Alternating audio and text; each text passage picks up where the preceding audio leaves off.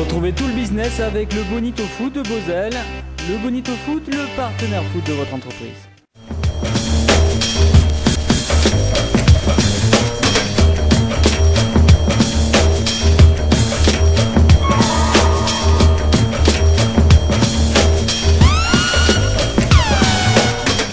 Bonjour à tous et à toutes, bienvenue dans ce nouveau Tout le Business. Aujourd'hui, on est avec Sophie Lafont, costumière de Sophie Costume. Bonjour. Bonjour. Alors, tout d'abord, bon, Sophie Costume, le nom parle un petit peu de lui-même. Alors, on est justement sur de la location de costumes et de déguisements. Il y en a combien ici dans ce magasin? Je dois avoir à peu près 700 costumes. Et c'est abordable à partir de quel tarif à peu Alors près? pour les locations, ça démarre à 39 € hors nettoyage. Avec un nettoyage, ça fait 40-45 €. D'accord. Voilà, et ça va jusqu'à 150 pour les tenues de cérémonie. D'accord, alors justement, bon, on en parlera après pour tout ce qui est tenue de cérémonie. Pour les costumes et déguisements, qu'est-ce qu'on trouve finalement? Il y a de l'heroic fantasy, des costumes traditionnels Alors c'est bon, on peut faire le tour du monde des pays.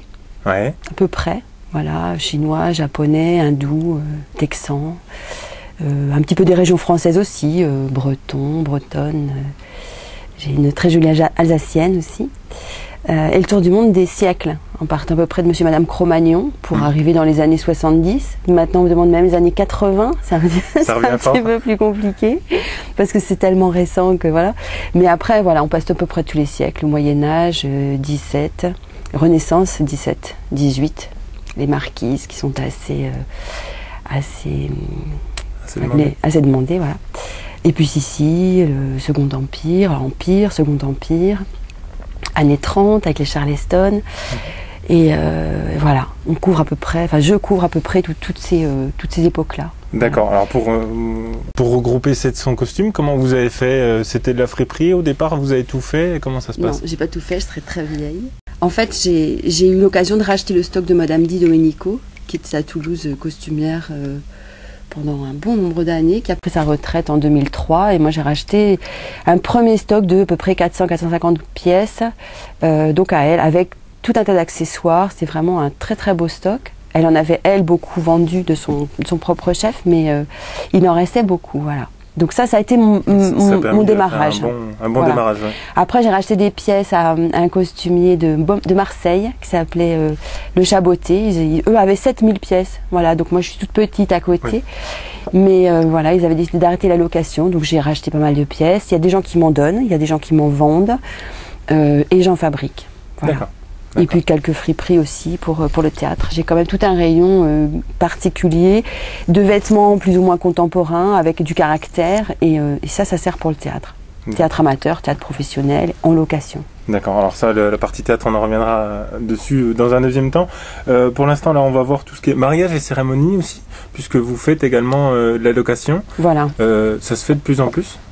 Non, je pense pas que ça se fasse de plus en plus. Chez moi, c'est un peu marginal. C'est-à-dire que dans le stock que j'ai racheté, il y avait des jaquettes essentiellement, des jaquettes de mariée, donc extrêmement bien coupées. Donc voilà, j'en ai une quinzaine. Ça dépanne bien. C'est vrai que moi, c'est pas ma spécialité non plus.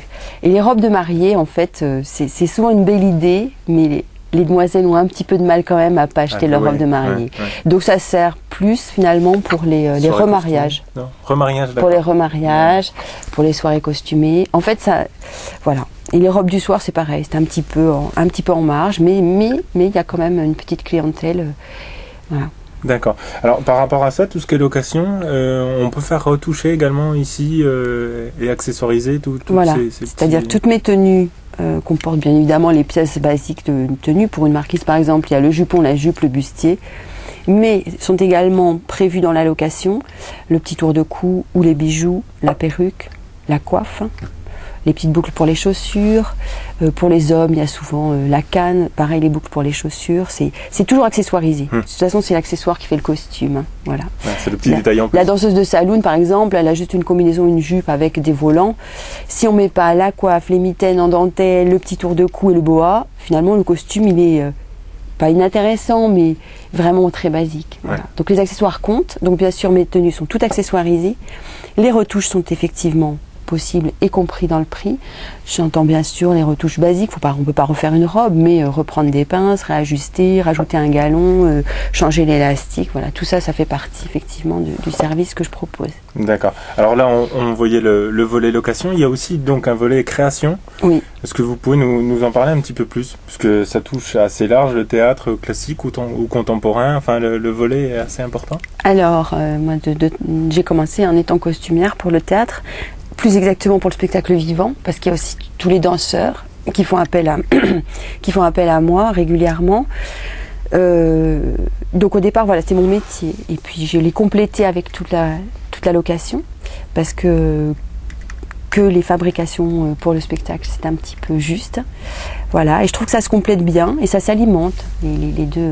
Les deux parts s'alimentent. Donc pour le théâtre, effectivement, je fais des créations et des fabrications. Sur le site Salavare, entre autres. Voilà, Salavare il a tellement tourné. Maurice Sarrazin l'a rejoué, je crois, pendant presque 6 ans d'affilée. Oui, Lavare, ça fait partie des grands classiques. C'était l'une de mes premières créations de théâtre et j'avais pris beaucoup de plaisir à travailler sur ces costumes-là. D'accord. Il y a aussi tout ce qui est danse aussi, vous en touchez voilà. quelques petits Donc, mots avant. pour la danse, il y a des danseurs seuls qui ont besoin d'une robe. Les compagnies de danse avec plusieurs personnes, ça c'est quand même beaucoup plus rare. Il m'est arrivé de faire des compositions pour des stages ou avec des travaux de fin de stage. C'est plus marginal, en fait, c'est plus marginal, c'est surtout plus individuel, ce que je fais pour la danse. D'accord. Voilà. Alors, pour revenir sur le théâtre, justement, il y a le Fougre actuellement que vous avez... Alors ça, c'est le spectacle de rue. Tout juste donné. Voilà. Qu'est-ce que c'est exactement? Alors, un Fougre, il faudrait demander à Gwendal. Gwendal, c'est donc un échassier qui fait du théâtre de rue. Et donc, qui m'a commandé ce costume, qui est en fait un faune, qui est un mélange de... Moi, je pense que Fougre, c'est faune, ogre, fou... Il y a un petit peu tous ces personnages-là. En fait, ça va être un duo. Il va y avoir le dompteur et le Fougre, qui est donc ce personnage qui est mi-bélier, mi-homme.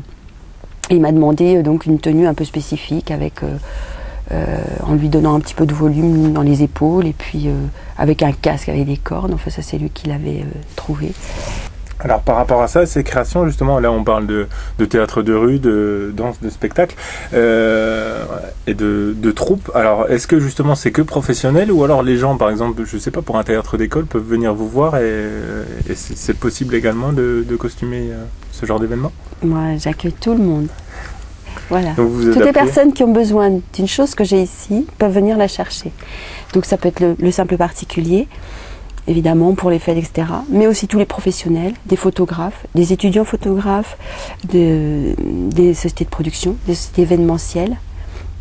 Là, assez récemment, j'ai fourni 3 robes pour faire une publicité, une fausse publicité pour Mythique, faite par des étudiants en photographie. Qu'est-ce qu'on m'a demandé? Une fois, j'ai fait une paire d'ailes d'ange avec des plumes. Ça, c'était pour un photographe. C'est assez... voilà. Donc tous ces gens professionnels, théâtre amateur, théâtre professionnel qui parfois loue, parfois me fabriquer, et puis danse, et puis magicien. J'ai fait du veste pour des magiciens aussi. Voilà. Monsieur Philobule aussi qu'on peut voir sur le site. Ouais, c'est Gwendal. C'est le même que pour le Fougre. C'est le même perso. Enfin, c'est le même comédien. Monsieur Philobule, ouais, qui était assez chouette, avec un travail sur la matière. Il voulait quelque chose de très plastique, qui faisait très futuriste. Je travaille avec de la nappe et du satin blanc brillant avec de la nappe par-dessus. Et ça fait un bel effet. D'accord. Alors, pour revenir sur la société en elle-même, quelle est la partie location, la partie création? Ça représente combien? En temps ou en chiffre d'affaires? Les deux. Alors, en chiffre d'affaires, c'est quand même le spectacle qui est un peu plus important. Qui demande plus de temps aussi, forcément. Et qui demande plus de temps, mais sporadiquement. Sur une création, je vais consacrer beaucoup de temps à fabriquer, alors que la location me prend énormément de temps en essayage et en entretien des costumes. Parce que tous les costumes sont systématiquement nettoyés, passés à la machine, après chaque utilisation, évidemment. Pas relouer des costumes qui ont été portés. Donc ça prend quand même énormément de temps. Voilà, l'entretien des costumes et puis après effectivement le fait qu'ils soient toujours beaux, quoi. Donc il faut rénover. D'accord. Alors justement on parlait du Fougre qu'on verra à l'écran. Combien de temps ça met pour le créer finalement de toute pièce? Alors Le faux, combien j'ai mis de temps? J'ai mis beaucoup plus de temps que prévu pour le devis, évidemment. Normal. J'ai dû passer 3 jours et demi. Complet? Ouais, en nombre d'heures, ça doit faire j'ai dû passer 30 à 40 heures. Sur ce personnage. Ce qui prend du temps, en fait, c'est de savoir comment on va fabriquer. Parce que sur un personnage comme ça, techniquement, il y a une combinaison. Ça, c'est pas complexe. Il fallait rajouter des volumes. Comment les mettre? Avec quel tissu? Quelle superposition? Qu'est-ce qu'on rajoute? Comment on enlève? Et une fois qu'on a une idée, on se dit, je vais faire comme ça. On le fait, mais c'est toute la recherche, finalement, les tâtonnements qui prennent plus de temps. Qui prennent du temps. Alors, pour que le grand public ait un ordre d'idée, c'est quel prix, justement, ce fougre? Il est à 550 € hors taxe. D'accord, ok. Bon, voilà. Matière et main-d'œuvre. D'accord. Voilà. Vous me parliez de 2003, où vous aviez racheté du stock. Vous avez toujours voulu faire ça avant. Qu'est-ce que vous avez fait justement avant 2003? Alors, je suis costumière depuis 97, donc j'étais intermittente du spectacle en termes de statut juridique. Et donc j'étais costumière et j'ai toujours eu la chance d'avoir un atelier. Et donc, entre les moments où j'avais des contrats, où je fabriquais, j'avais la gestion de mon atelier et j'avais certains coups de téléphone qui me demandaient est-ce que je loue quelque chose. Et je m'étais souvent dit qu'il faudrait que je fabrique pour la location entre les moments où j'avais des contrats. Et puis en me disant, mais je ne peux pas commencer à fabriquer, genre j'ai fabriqué un lapin et puis on va me demander un chat, je vais fabriquer un marquis, on va me demander un mousquetaire, je fabrique un mousquetaire, on va me demander une princesse, donc je ne savais pas par où commencer en fait. Donc voilà, puis tous les costumes que j'avais, moi ils étaient vendus, donc je ne les avais pas en stock.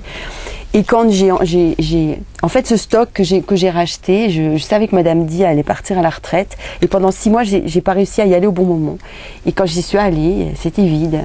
Et donc il n'y a que 6 mois plus tard où j'ai retrouvé ses coordonnées. Voilà, où j'ai réussi à racheter ce stock en me disant eh ben, je vais essayer, voilà, je vais tenter de savoir si la location ne va pas tout manger le temps pour la création et comment ça va s'alimenter les uns les autres et comment ça va se... C'est l'occasion qui a fait le magasin finalement. Voilà.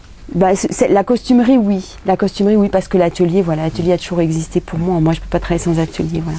Alors, on va passer à la dernière partie de l'émission qui est l'actualité. Alors, on parlait du fougre, on parlait de la fausse pub de Mythique. Il y a également des costumes d'écureuil pour le roller skating Blagnac. Ouais. Où vous arrêtez finalement dans ces demandes? Finalement, si quelqu'un rentre ici, il peut vous demander ce qu'il veut? Ouais. En général, la seule chose qui bloque, c'est la question financière. Là, on vient juste de sortir de Carnaval. Qu'est-ce que vous en pensez ici, par exemple, sur Toulouse? Est-ce que ça vous a ramené des personnes ou alors, justement, est-ce que c'est un petit peu en désuétude ici? Alors, il y a les carnavals dans les écoles et dans les lycées, les collèges. Mais voilà, moi, j'ai pas un rayon enfant très, très achalandé. Et mes tarifs sont peut-être un petit peu forts pour des locations du carnaval. Voilà, pour un ado qui va faire la fête dans son lycée, les parents... J'ai un petit peu peur. Par contre, ça donne l'occasion à des fêtes. Voilà. Et le troisième âge s'y met vraiment de façon toujours très, avec plein d'entrain. Donc j'ai fait des locations pour le carnaval et j'ai entendu dire que la mairie allait remettre en place un vrai carnaval à Toulouse. Donc je trouve que c'est une très bonne nouvelle. On parle de remise en place du carnaval par rapport à une autre fête américaine, cette fois-ci Halloween. Qu'est-ce qu'il en est? Ça a été lancé commercialement il y a quelques années. Maintenant, ça retombe en désuétude. C'est Carnaval qui reprend le pas ou les deux fêtes cohabitent? Alors, pour Halloween, en fait, ça s'est transformé en une soirée costumée. Ça veut dire que pour cette date-là, les gens viennent et s'éloigne de plus en plus au fil des années. Je sais qu'il y a encore 3 ans, on me demandait beaucoup du « fais-moi peur » et un petit peu de citrouille ou de trucs comme ça, que j'ai pas d'ailleurs. Et maintenant, alors c'est plus recherché. Mais ça reste une fête costumée, donc des marquis, des marquises, sanguinolents éventuellement, des jolis personnages de Dracula avec des queues de pied, un petit peu, des personnages sombres comme ça. Mais c'est une fête costumée en fait. Après, il y a des gens qui se mettent en lapin rose et comme d'habitude, ou bien en cow-boy, ou voilà. C'est plus l'occasion de faire la fête finalement. C'est l'occasion de faire la fête, voilà. C'est devenu ça en France. Enfin... Oui, parce que je pense que finalement, là, votre fonds de commerce, c'est plus des soirées costumées, et peu importe la date, peu importe Carnaval, peu importe Halloween, ça revient pas mal, Voilà. juste entre amis, c'est ça? Juste entre amis, il y a les aficionados, ceux qui régulièrement se costument au moins une fois par an, parce qu'il y a la fête de ça, et c'est une fête costumée. Donc je dis qu'ils reviennent tous les ans, à la même période, pour des fêtes. Après, c'est souvent des occasions exceptionnelles. Les 20 ans d'eux, les 50 ans d'eux, l'anniversaire de mariage, voilà, des mariages à thème, ça arrive régulièrement aussi. Alors pour les soirées costumées, finalement, vous savez où aller, c'est Sophie Costume sur Toulouse. Pour ma part, moi je vous donne rendez-vous la semaine prochaine pour un prochain Tout Business. Au revoir.